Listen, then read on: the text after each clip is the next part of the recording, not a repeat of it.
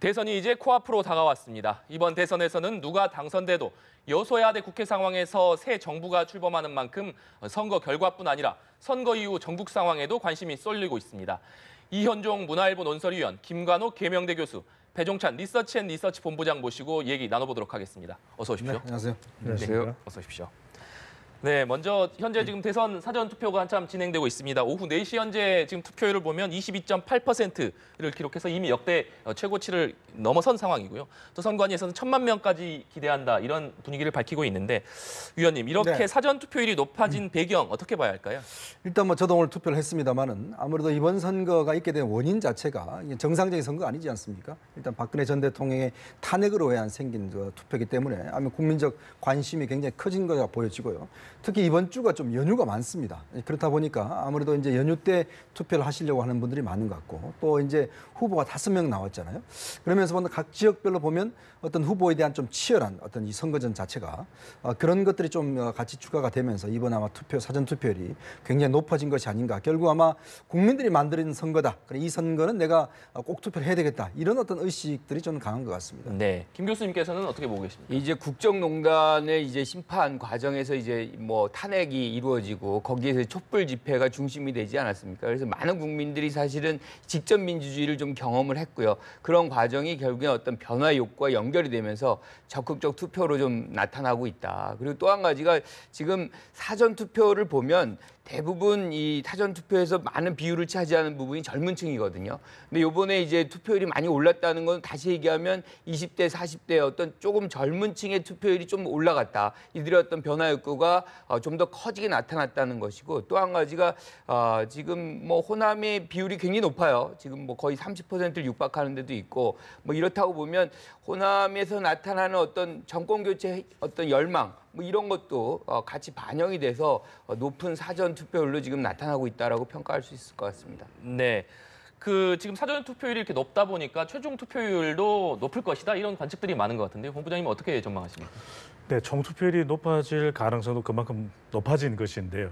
이 사전 투표율이 역대 이 전국적으로 치러진 선거의 사전 투표율 중에서도 가장 높은 것으로 나타나고 있거든요. 지난 총선입니다. 20대 총선에서의 사전 투표율이 12.19%인데 이미 이 이틀간 이번 대선에서의 사전 투표율은 25%를 향해서 가고 있지 않습니까? 그만큼 사전 투표율이 높다라는 것은 전체의 이 선거의 투표에 대한 관심도 참여도를 높인 것이라고 볼 수 있고 그 두 가지 이유는 앞서 두 분께서도 말씀 주셨던 대로 탄핵과 연휴다.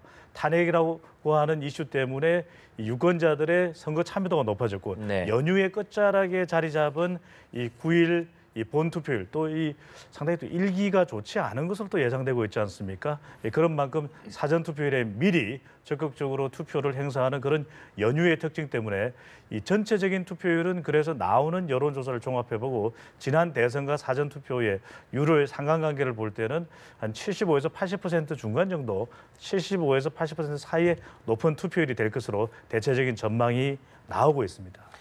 네, 결국 탄핵과 연휴를 주된 배경으로 좀 분석해 주셨는데 김 교수님께서 앞서 잠깐 언급해 주신 대로 호남과 이 대구가 사전 투표율에서 큰 차이를 보이고 있습니다. 먼저 호남에서 사전 투표율이 가장 높게 나오는 배경은 좀 어떻게 봐야 될까요? 일단 이 후보 간에 치열하게 접전이 붙은 지역 같은 경우는요. 예를 들어서 두 후보가 치열한 접전 붙는 쪽 예전 선거를 보더라도 이런 선거 지역 같은 경우는 이제 투표율이 상당히 높은 경우가 있습니다. 예를 들어서 어떤 본인들이 이제 결정을 이미 했다는 것이거든요. 그러니까 호남이 높은 것 자체는 보면 지금 이제 문재인 후보와 안철수 후보 네. 두 사람의 어떤 경쟁 자체가 워낙 치열하고 그다음에 이제 호남 같은 경우는 아무래도 이번에 이제 선거 자체가 정권 교체의 성격이 좀 있는 인기의 선거지 않습니까? 그러다 보니까 아마 적극적인 참여가 좀 나타나는 것 같고 반면에 지금 대구 경북이나 영남 같은 경우는 아무래도 이제 좀 보수층들이 끝까지 참 이 결심을 하지 못하는 지금 보면 우리 보수층 보수 노마드라고 할 정도로 그러니까 처음부터 이제 반기문 사무총장을 비롯해서 쭉 이제 이 지지 성향이 좀 옮겨왔지 않습니까? 그러다 보니까 아직까지도 좀 마음의 결심을 하지 못한 분이 있고 또 거기다가 일부는 투표를 이번에 과연 해야 될 것인가 이것에 또 의문을 갖는 분들도 꽤 있는 것 같아요. 그래서 아마 대구 지역 같은 경우는 지금 최저 투표를 보인 이유가 보면 일단은 좀 마음에 아직 결심하지 않는 분들이 많은 것 같고 마지막까지 이 어떤 선거 상황이 어떻게 될지 이런 걸 좀 지켜보겠다 이런 입장 같은데 결국 이제 만약에 투표율 자체가 또 호남이 높으면 또 반대적으로 예전 선거에서 보면 또 영남이 나중에 또 높아지는 경우도 있거든요. 네. 그렇게 지금 어떤 투표율이 낮다고 해서 결과적으로 투표율이 낮을 것이다는 전망은 조금 앞선 것 같습니다. 네, 교수님께서는 어떻게 보고 계십니까? 그러니까 호남은 지금 말씀하신 대로 제일 이제 큰 이유는 정권 교체겠죠. 정권 교체를 해보겠다. 뭐 이런 취지가 이제 가장 크게 작동을 하는 것이고 또 한 가지는 지금 호남의 아주 두 유력 후보가 이제 지지 기반을 갖고 있기 때문에 여기서의 경쟁. 그러니까 예컨대 나는 안철수다, 나는 뭐 문재인이다 이런 것들이 이제 서로 경쟁적으로 투표를 가열시키는 그런 장면이 벌어지고 있기 때문에 여기서 유독 더 커지는 투표율이 더 커지는 그런 현상이고요. 대구 같은 경우는 사실 2012년도에 80% 투표율에 80% 지지를 해서 박근혜 전 대통령을 당선시키지 않았습니까? 근데 그 결과의 끝이 결국엔 이제 국정농단으로 나타나면서 상당히 정치에 대한 어떤 실망감이 지금 굉장히 저변에 깔려져 있어요. 그러니까 이런 어떤 동력이 투표에 대한 동력이 그렇게 활발하지 않다는 거죠.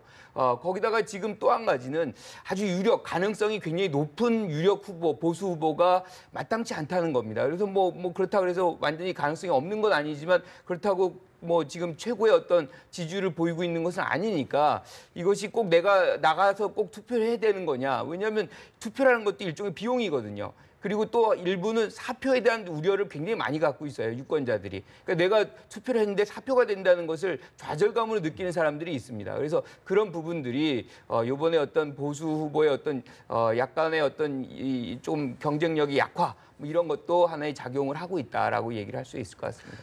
네, 김 교수님께서는 대구의 이 사전 투표율이 낮은 이유에 대해서 아직 후보를 결정하지 못한 이유도 있을 수 있고 또 아직 꼭 나가서 투표를 해야 되느냐, 지금 문재인 후보가 1위를 달리고 있기 때문에 꼭 나가서 투표를 해야 되느냐 이런 차원의 고민들이 좀 담겨 있는 것으로 보셨는데 본부장님께서는 대구의 사전 투표율이 낮은 배경 어떻게 좀 분석하고 계십니까? 가장 큰 이유는 관망세와 연령대 현상도 있습니다.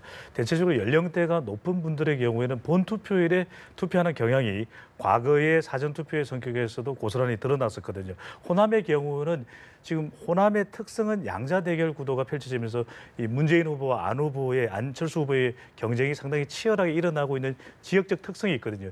이 지역의 경우에는 이 연령대별로 또 지지하는 후보가 다르다 보니까 각각 사전 투표에서 그 열기가 그대로 나타나면서 전체적인 사전 투표율이 높은 반면에 이 영남권 같은 경우에는 이 관망세 좀 더 지켜보고 투표를 하자라고 하는 그런 유권자 심리도 있고요. 또 연령대의 이 특성상 연령대가 높은 분들은 본 투표일에 이 투표를 하는 경향, 말 그대로 지금의 사전 투표는 이런 전체적인 지금 현재의 선거 판세를 보여주는 이 호고, 영저 현상을 나타내고 있습니다. 네. 지금 지역별로 투표율은 나와 있는 상황이지만 세대별로는 아직 투표율이 분석되지 않았기 그렇죠. 때문에 어느 후보가 유리하다, 불리하다 이걸 따질 수 없는 상황입니다만 각 후보 캠프에서는 이 높은 투표율이 자신들에게 유리하다 이렇게 주장을 하고 있거든요. 이 부분은 네. 왜냐하면 이게 좀 각 후보 진영도 조금 조심스러울 거예요. 왜냐하면 자기한테 유리하다라고 하면 또 5월 9일 날 가서는 그 유리한, 불리한 사람한테 또 투표에 집중할 수 있기 때문에 다들 내심으로는 뭔가 가지고 있지만 드러내놓고 막 우리한테 유리하다 이렇게 말을 못 하는데 일단 이제 아무래도 제가 이제 오늘 투표 현장에 나가보니까 좀 젊은 분들이 꽤 많은 것 같아요. 네. 그러면서 본다면 이제 20대와 40대, 2040 같은 경우는 지지율이 현재로서 이제 문재인 후보가 상당히 좀 앞서 있는 측면이 있다라면 아마 민주당 입장에서 본다면 상당히 투표율이 높은 것들이 자신들 유리하다 이렇게 판단할 수 있는 근거는 될 겁니다. 그리고 또 문재인 후보가 이제 25% 넘어가면 홍대에서 이제 프리허그를 하겠다 뭐 이런 것도 네. 공약을 내걸었지 않습니까? 이제 그렇기 때문에 아무래도 조금 유리한 측면을 보는 것 같고 반대로 이제 자유한국당 같은 경우는 아무래도 이쪽 지지는 좀 낮기 때문에 아무래도 고연령층이라든지 이쪽에서 표가 나 특히 이제 영남 지역에서 표가 많이 나와야 줘야 되거든요. 지금 뭐 홍준표 후보 같은 경우는 박근혜 전 대통령이 얻었던 80%만 나한테 주라 뭐 이렇게 이야기를 하고 있는데 실제로 이제 거기가 좀 투표율이 낮거든요. 그래서 아마 자유한국당은 이제 5구 대선에서 어떤 역전을 좀 노리고 있는 것 같고 그다음에 이제 지금 안철수 후보 같은 경우는 이제 호남에서 상승률은 상당히 고무할 만하지만 그렇지만 또 안철수 후보가 최근에 보면 지지율이 아무래도 이제 좀 거기도 50대, 60대 상당히 많기 때문에 안철수 후보 쪽도 조금 관망하고 있는 그런 측면이 있는 것 같습니다. 네. 김 교수님, 방금 말씀해 주신 대로 이 어떤 사전 투표의 높은 투표율을 가지고 지금 캠프별 계산이 또 분주한 상황이거든요. 역시 아무래도 또 본 투표하고도 밀접한 연관이 돼 있기 때문에 그렇죠. 연동이 돼 있죠. 그런데 지금 아까 말씀하신 대로 세대별 투표율은 안 나옵니다. 그러니까 지역별 투표만 나오고 세대별 투표를 공개를 하지 않기 때문에 그런데 이제 과거의 사례를 보면 세대별 투표가 그러니까 사전 투표에서 나타난 세대별 투표의 결과를 보면 젊은 층이 많이 투표하는 걸로 나오기 때문에 다시 얘기하면 사전 투표율이 높다. 그러면 젊은 층에 지금 지지를 많이 받고 있는 문재인 후보가 유리한 걸로 지금 되고 있고요. 반대로 이제 이 50대 이상의 지지를 받고 있는 후보들은 조금 더 불리할 수 있다. 그런데 지금 말씀하신 대로 이것이 또 본선거하고 연결이 됩니다. 9일 날 여기가 좀 많이 낮다 그러면 그 반대쪽에서 자극을 받을 수가 있어요. 그러면 50대, 60대 이번에 내가 낮구나. 그래서 오히려 본선거 날 9일 날 더 투표하는 경향이 있기 때문에 각 캠프가 아주 전략적으로 이것을 접근하지 않을까. 너무 내세우거나 자기의 이익이다. 뭐 이렇게 할 가능성은 좀 적지 않나 싶습니다. 네. 이번에는 이 각 후보들이 내세우고 있는 이 통합정부 구상에 대해서도 한번 짚어보고 갈 필요가 있는 것 같습니다. 이 새 정부 출범이 이제 다음 주면 새로 이제 10일이면 출범하게 되는데요. 아직 구체적으로 어떤 모습의 정부가 출범할 것인지에 대한 구체적인 윤곽은 좀 드러나지 않고 있는 것 같습니다. 그런데 일단 문재인 후보는 어제죠. 통합정부 구상을 밝혔거든요. 초당적인 그 내각을 구성하겠다 이런 통합정부 구상을 밝혔고 안철수 후보는 개혁공동정부 구상을 계속해서 밝히고 있는데 일단 위원님 네. 이 두 후보의 구상 일단 평가해 주신다면요. 아무래도 이제 문재인 후보 측 같은 경우 통합정부란 것은 문재인 후보가 중심이 돼서 어떤 좀 달리하는 사람들을 좀 이제 하겠다라는 것이고, 근데 이제 지금 그 안철수 후보가 제안한 공동개혁정부 같은 경우는 일단 권력을 나누겠다는 거예요. 어떤 면에서 보면 좀 연정의 개념이 있는 것 같습니다. 근데 지금 사실 대통령제 하에서 어떤 그 서로 당이 다른 사람을 내각에 임명한다는 것은 굉장히 어떤 면에서 보면 힘들고 위험한 일입니다. 왜 그러냐 하면 예를 들어서 그 당의 어떤 정책 입장이 있지 않습니까? 지난번 우리가 DJP 정권 같은 경우 정말 아슬아슬했거든요. 나중에 결국 이제 대북 정책을 놓고 임동원 그 국정원장의 해임 문제를 놓고 결국 이제 헤어졌지 않습니까? 자, 그러면 지금 이제 공약들을 보면 좀 사드 문제라든지 아주 첨예한 각 당마다 있습니다. 자, 그러면 그 내각에 있는 구성을 한다면 이제 국무위원이 되는 것이죠. 자, 그러면 그분들이 어떤 당적을 갖고 국무위원 들어간다 그러면 그 당의 입장과 반한 것을 가지고 결정을 만약 정부가 할 경우에 네. 그러면 그 당이 가만히 있겠냐는 것이거든요. 그러니까 그렇기 때문에 실제로 어떤 우리가 말은 참 좋지만 실제 통합정부, 뭐 공동개혁정부 이거 구성하는 게 굉장히 힘들다. 왜냐? 권력을 나누지 않는 상황에서 누군가 하나 책임진 정권이 가지고 그 사람이 들어온다는 것은 어떤 면에서 보면 좀 이 기본적으로 액세서리 비슷한 그런 성격을 가지거든요.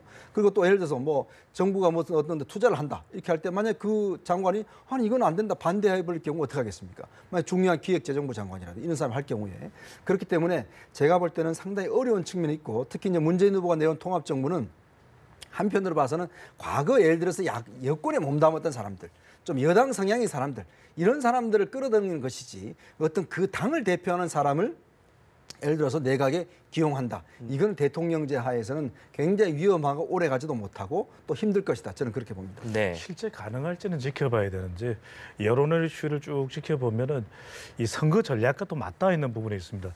표를 다오 이런 어떤 전략상의 이 포석으로도 읽혀지는데요. 통합정부라는 것은 진보 유권자층을 결집하고 있는 문재인 후보로서는 외연을 확대하는 데 있어서 대탕평 인사를 하겠다. 그러니까 중도 외연까지 확대하는 이 선거 전략적 네. 막판에 이 5%포인트의 지지율 그리고 득표를 더 얻어야 대통령에 당선이 된다고 하더라도 이 국정 운영의 동력이 될 수 있는 것이거든요. 한편으로는 안철수 후보의 가장 큰 경쟁력은 확장성이었습니다. 그러다 보니까 확장성을 이야기하고 있는 안철수 후보의 입장으로서는 심상정 후보, 유승민 후보, 진보와 보수로서 성격이 다르지만 그러니까 좌쪽으로도 우쪽으로도 다 확장성을 가지고 있는 포석이거든요. 이 선거 초반, 공식 선거운동 초반에 대연정, 확장성을 극대화하라고 했던 그 주문을 뒤늦게나마 또 승부수로 던지는 것이기 때문에 양 후보 간에 마지막 이 승부수를 던진 그 카드로 보여집니다.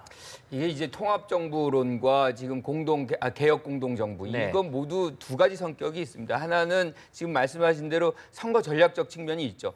그러니까 중도 영역을 놓고 경쟁을 하는 누가 가져가느냐의 그런 게임이 하나 있고 또 하나는 협치, 즉 정권을 잡은 이후에 협치의 조건을 만들려고 하는 그런 토대의 성격도 있다. 왜냐하면 누가 돼도 여소야 되거든요. 그래서 지금 뭐 문재인 후보 측에서는 뭐 합리적 진보, 개혁적 보수, 대탕평 인사를 한다 그러는데 이건 네. 통합을 위한 거국 내각 같은 거를 의미합니다. 그래서 어떤 형태로든 뭐 이런 통합이 없어서는 협치가 없어서는 국정이 운영이 될 수가 없어요. 120석뿐이 안 되는 거 아닙니까? 그래서 결국엔 이런 부분은 그 정권을 인수한 이후에 어떤 그 전국 운영을 위해서도 통합정부 외에는 방법이 없다는 필수 불가결한 어떤 받지 않으면 안 되는 그런 어떤 선택이 아니라 필수의 어떤 조건의 성격이 굉장히 강한 거고요.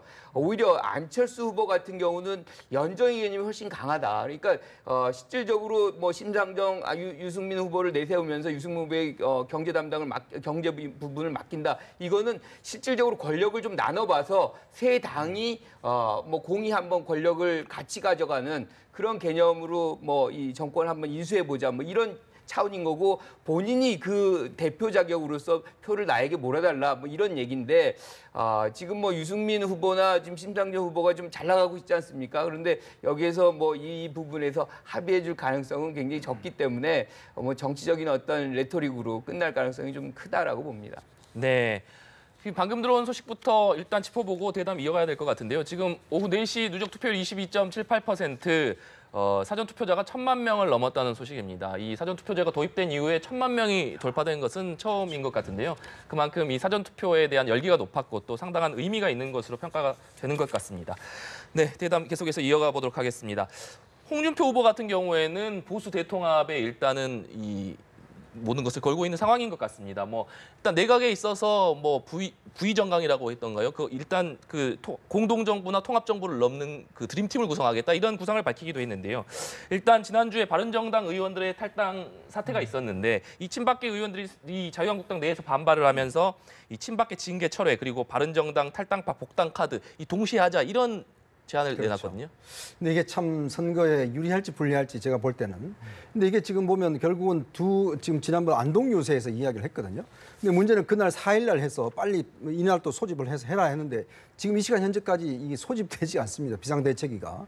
이게 왜 그러냐면 지금 후보가 지금 제안을 했는데 당에서 움직이지 않고 있어요. 그러다 보니까 과연 이 후보 이야기를 그럼 당에서 어떻게 받아들일 것인가. 이건 당 쪽에서는 이거는 좀 더 검토해봐야 될 사항이다. 왜냐하면 서청원 지금 최경환 이분들은 당원권정지 3년을 받았고요. 그다음에 윤상현 의원이 1년을 받았습니다.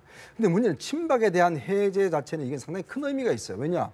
우리가 한 이유가 비상대책까지 하고 자유한국당이 당면까지 받고 한 이유가 뭐냐면 결국은 이 국정농단에 대한 책임을 일단 친박한테 특히 강성 친박한테 책임을 돌리면서 당에 징계를 했던 거 아니겠습니까? 네. 근데 지금 와서 선거가 한테 불리하다고 해서 그걸 다 해제해 준다라고 한다면 뭐 이제 새누리당은 돌아가는 것이죠.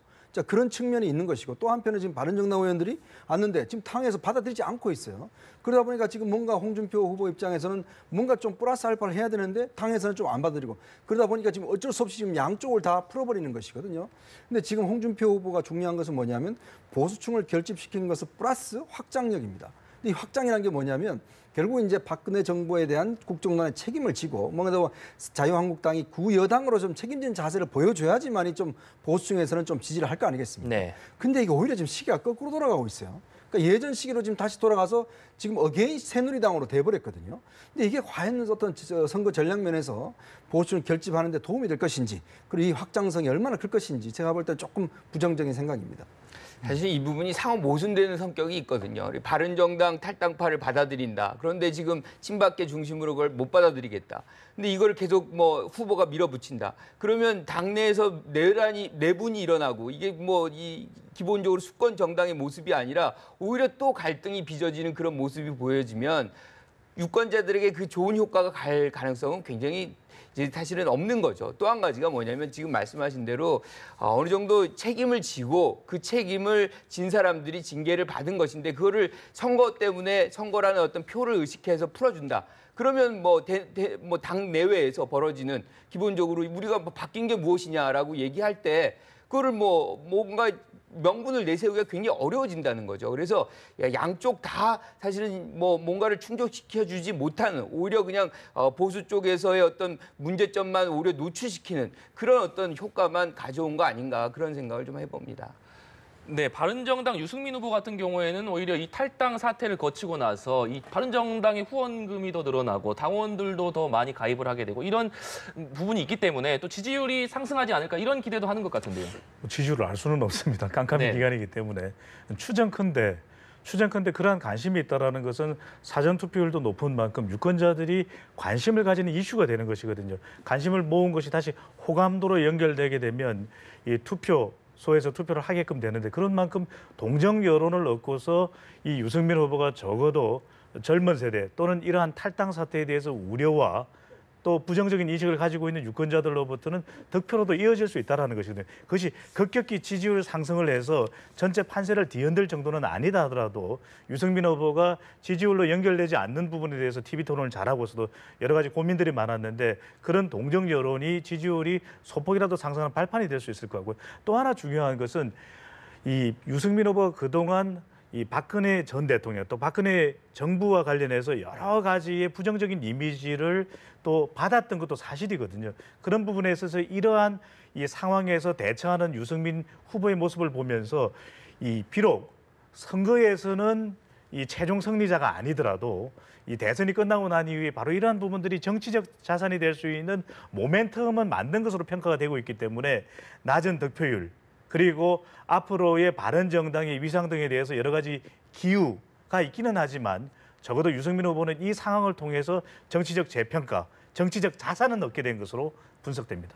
사실은 국민들이 요즘에 뭐 상식선에서 정치해 주길 바라는 거죠. 그런데 단지 자당의 후보가 지지율이 하나 낮다는 걸로 해가지고 탈당을 한다. 이거는 국민들이 바라보기에는 참 뭐 어이가 없는 그런 상황인 것이고 그런 장면에서 유승민 후보가 굉장히 가치 즉 내가 왜 정치를 하느냐 뭐 이런 것들이 굉장히 설득력 있게 지금 많이 확산이 되고 있다고 봅니다.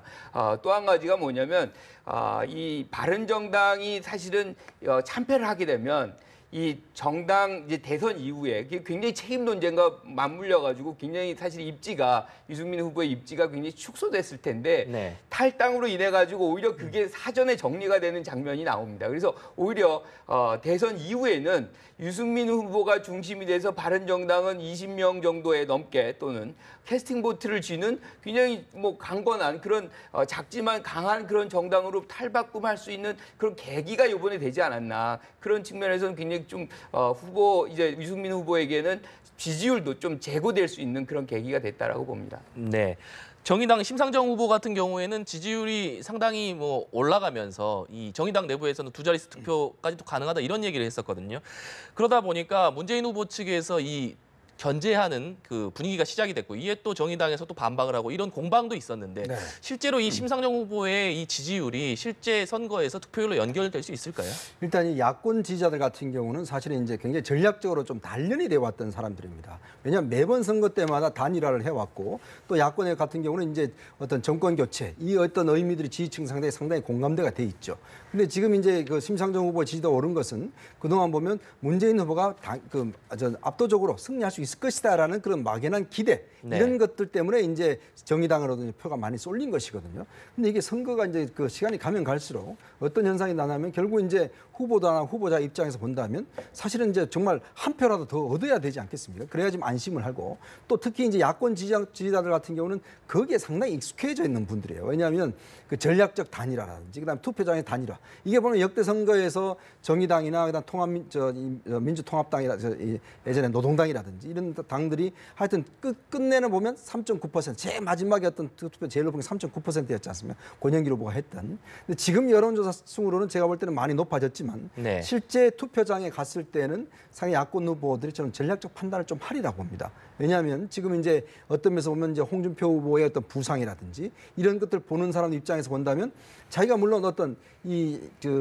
현재 어떤 정의당의 어떤 그 심상정 후보에 대한 좀 표를 주고 싶지만 그러나 또 문재인 후보가 또 압도적으로 당선돼야 되는 또 그런 이유, 또 어떤 당선에 대한 어떤 안전망 이런 것들이 필요한 판단을 하기 때문에 결국 지금 정의당의 심상정 후보의 지지율 자체는 우리가 생각하는 것만큼의 어떤 상승보다는 좀 견제를 받지 않겠는가. 그것도 견제가 실제로 선거 형태로서 나타나지 않겠는가라는 그동안의 경험에 비춰보면 그런 결과를 좀 얘기할 수 있을 것 같습니다. 그럼에도 불구하고 정의당 심상정 후보의 약진이 심상치 않은데요.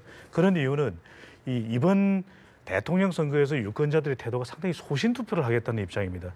지난 대선까지만 하더라도 정당에 의해서 기준으로 해서 또는 이념 성향에 의해서 판단을 하고 투표를 했지만 결과적으로는 유권자를 만족시키지 못하는 이 국정 운영 서비스를 받았던 것이거든요. 유권자들이 뿔나 있는 상황에서 이번 대통령 선거에서 투표를 하는 만큼 TV 토론을 통해서도 상당히 많은 평가를 유권자들은 했습니다. 심지어는 이 지지율이 상당히 높은 유력 후보일지라도 TV 토론에서는 별다른 그런 능력을 보여주지 못함으로써 유권자들이 실망하는 경우들도 있었기 때문에 같은 성향의 유권자층 내에서도 차별화가 뚜렷하게 이루어지고 있거든요. 그런 의미에서는 주로 심상정 후보를 지지하고 있는 유권자층이 여성이고 또 젊은 세대들이고 진보 성향이 강하고 또 진보 성향 내에서의 지역적으로도 분화가 되고 있고 수도권으로 나누어지고 또 지방으로 나누어지고 있기 때문에 또 한편으로는 이번 여론조사에서의 중요한 특징 중에 하나가 소속 정당이 아니라 후보를 중심으로 해서 투표하겠다 이런 성향이 매우 강하거든요. 그런 만큼 또 선거 막판에 1, 2위 후보가 아주 엎치락 뒤치락 엎치락하는 초박빙 상태였으면 그런 전략적 선택을 할 텐데 소신 투표 성향이 유난히도 강한 이번 대통령 선거이기 때문에 지지율만큼은 안 될지 모르겠습니다. 어떻게 될지는 모르겠지만 그래도 이 지지하는 대로 실제 투표소에 가서도 심상정 후보를 선택할 가능성은 그만큼 큰 것으로 보여집니다. 네, 정의당 심상정 후보까지 짚어봤는데요. 이제 대선 투표일까지 단 4일이 남았습니다. 오늘 이제 사전 투표가 뭐 1,000만 명이 돌파를 한 상황인데 이제 4일 동안 주목해야 될 막판 변수 뭐가 있을까요, 교수님? 결국엔 막판 변수가 이제 단일화가 막판 변수였는데 단일화의 가능성은 점점 멀어졌기 때문에 사실은 변수라고 얘기하기 어려울 정도가 됐고요. 이제는 지지율이 투표율이 얼마나 나오느냐. 그리고 이제 부동하고 있는 보수층이 여전히 좀 상당히 있습니다. 이분들이 결국에는 쏠림 현상을 만들어낼 것이냐. 예컨대 뭐 안철수 후보에게 가느냐 아니면 이것이 분산이 되느냐. 뭐 이런 두 가지의 어떤 조건들이 마지막에 어떤 부분들을 만들어내는 그런 장면인데 크게 봐서는 아주 뭐 구도 자체를 바꿔낼 수 있는 그 정도의 변수는 지금 크지 않지 않나 이런 생각을 해봅니다. 네, 위원님께서는 어떻게 보세요? 일단 뭐 후보 자신이라고 봐야겠죠. 왜냐하면 이 선거 막판에 되면 사실은 외생적 변수가 되기는 굉장히 힘듭니다. 예전 선거에서 보면 그 많은 북풍, 예를 들어서 뭐 남북 정상회담 발표 이런 것도 보면 의도한 바는 좀 달리 그렇게 크게 영향을 안 미치거든요. 왜냐하면 이제는 어떤 유권자들이 나름대로 내부의 결론을 내리고 있기 때문에 방어막을 좀 치고 있어요. 어떤 나쁜 이야기가 돌더라도 혹시 검증해 봐야 되겠다 이런 생각도 많이 하거든요. 결국은 지금 후보 개인이 어떤 실수를 하는가 이게 가장 중요한 것 같아요. 사실 이제 문재인 후보도 어제 중앙선대위를 소집해서 마지막 실수를 하지 마라라고 네. 이야기를 한 것도 보면 후보 스스로가 이 문제에 대해서 어떤 큰 실수를 하지 않는다라면 큰 변수는 없는데 문제는 이제 막판에 여전히 그래도 남아 있는 것이 저는 그래도 아직까지 단일화의 변수는 조금씩 생각해 볼 필요가 있다. 그렇기 때문에 왜냐하면 마지막 이제 이쪽 지금 이 안철수 후보도 제안을 했지 않습니까? 그렇기 때문에 아마 그거는 조금 끝까지 좀 지켜봐야 되겠지만 그래도 가능성은 많이 없긴 하지만 조금의 변수는 되지 않을까 싶습니다. 네, 본부장님께서는 어떻게 보세요? 네, 저는 변수가 없는 것이 변수인 선거가 되고 있는데요.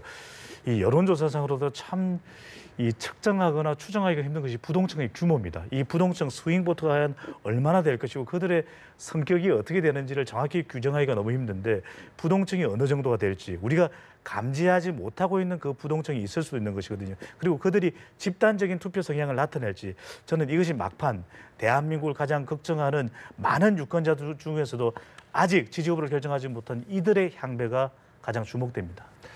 그런데 질문을 한 가지만 더 드리자면 본부장님 방금 얘기해 주셨는데 부동층의 향배. 그럼 이 부동층은 아무래도 이 사전 투표율이 높은 부분과는 이부 부동층은 아직 결정하지 못했기 때문에 결국 높은 투표율은 본투표에서도 이 중도 부동층이 투표를 하면서 투표율이 높아진다 이렇게 봐야 되겠네요.